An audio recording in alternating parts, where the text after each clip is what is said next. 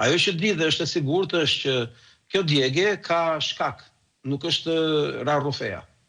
Edhe po të kishte rënë rrufeja, prap nuk do ishte shkak djegja nga rrufeja, po do ishte nga lënda djegse, pra nga Molotovi, që është vetë pallati for Molotovi.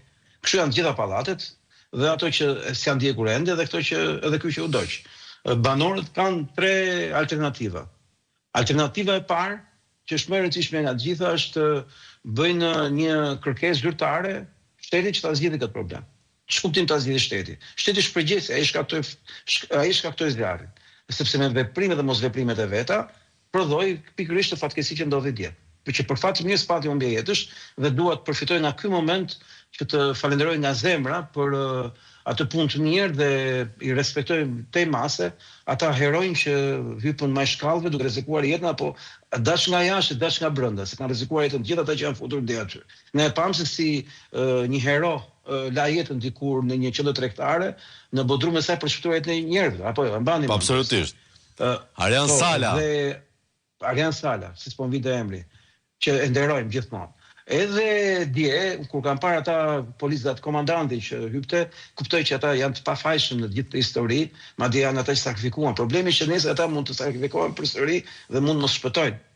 Që do thotë shteti mban një përgjegjësi të plot për veprimet e shkaktuara, duhet marrë ai të gjitha përgjegjësitë. Kjo është alternativa e parë, po unë nuk e besoj këtë, sepse e di se çfarë më nder institucionet shkemi krye dhe se si veprojnë tilla raste, aq më shumë kur janë të lidhura me 100 milion fije me këta ndërtues, të cilët paguajnë gjobën e tyre për të vazhduar paligjshmërinë e tyre dhe këtë gjobë marrin zyrtarët, që në çastin që marrin lehtë ndërtime dhe gjithë tjera. Pra, kjo është alternativa e parë që nuk e besoj. Shkojmë ke alternativa e dytë. Alternativa e dytë ka të bëjë me një zgjidhje miks ku banorët dhe shteti duhet të bashkëveprojnë me shkak banorit, sepse shteti nuk vepron. Që do të banorët duhet të vënë në punë shtetin dhe vetën e tyre. Hapi i parë që do të bëjnë vlerësimin pasuror të dëmit, edhe vlerën e banesës. Dhe gjithçka tjetër që ka të bëjë me atë që nuk e di unë, nuk e di banori, po e di vetëm eksperti i vlerësimit pasuror, që është dhe specializuar në këtë fushë. Pra, ato lloj ekspertësh që dinë të merren me këtë gjë në raste zgjarrësh, pra që kanë një eksperiencë. Dhe Shqipëria ka plot vlerësues pasuror që janë gjithë ta bëjnë gjë të tillë. Dhe nëpërmjet këtij dokumentacioni të përgatitur nga ata duhet i çojnë pikërisht këto institucionet, në këtë rast Bashkinë Tiranë, që është e përfshirë totalisht, dhe nuk e di ai pallati është edhe me leje nga Dirava apo nga Bashkia në raport me katët, nuk jam i sigurt, po më duket se është nga Bashkia, nëse të drejtohen institucionet e bashkisë me gjithë kërkesat e tyre për dëmshpërblimin për dëmin që është shkaktuar, ku ky dëmshpërblim duhet ndahet midis ndërtuesit dhe institucionit bashkisë, që është institucioni i përgjegjës. Dhe këtu mbase duhet dhe avokat, po duan, më kanë, po duan marrë Adrian, marrin këtë duan, por një avokat që e di këtë çështje di ta bëjë këtë punë. Pra ata duhet që të vënë punë shtetin nëpërmjet avokatit dhe ekspertit, që është vlerësimi pasuror. Elementi i tretë, varianti i tretë, që është alternativa që unë theksoj më shumë nga të gjitha, është ata të nisin të organizohen, pasi i kanë numrat e nevojshëm dhe arsyet e duhura ata që janë, sepse jo të gjithë janë në banesë, jetojnë dhe jashtë shtetit.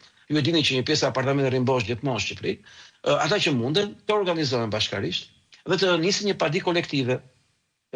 Nuk puna është mos shkojnë në gjykatë se do ishte rrugë e gjatë, po të shkojnë direkt tek institucioni dhe të paraqiten që do ju shojmë gjykatë për këtë gjë, ose zgjidheni tani drejt për drejt. Cili është dëmi? Ai dëm që është bërë. Dëmi llogaritet një çfarë dëmi teknik që duhet rehabilituar në çast, pra në këtë moment çfarë duhet bërë që të kthehet gjendja më parshme objekti, edhe këtë rast shtëpiat e tyre, se një pjesë është djegë dhe shtëpia, apo jo? E dyta është dëmi vlerës pasurore, që është shumë i rëndësishëm. Edi Rama ka imponuar pallatet e bukura me arkitektë huaj. Pa pikën e rëndësisë se këto pallate janë bomba Molotovi. E bukur dha, po më e rëndësishme se e bukur është që të jetë sigurt, apo? E dyta, ekziston gjithë teknologjia e duhur që të jenë të bukura. Dhe kjo bëhet me lesh xhami që quhet, që nuk digjet, prandaj dikur bëshin me atë gjë. Sepse ishin të sigurta ndërtej thotë, më shumë dikur se sot. Dhe ky lesh xhami që quhet lesh xhami, unë po përdor një term që përdoret nga mjeshtrat që merren me atë punë, thosh, ky ka një kosto tjetër çik më shtrenjtë se ajo që kanë përdorur ata bukpeshkun që kanë përdorur ata. Ja parasysh ku kemi arrit.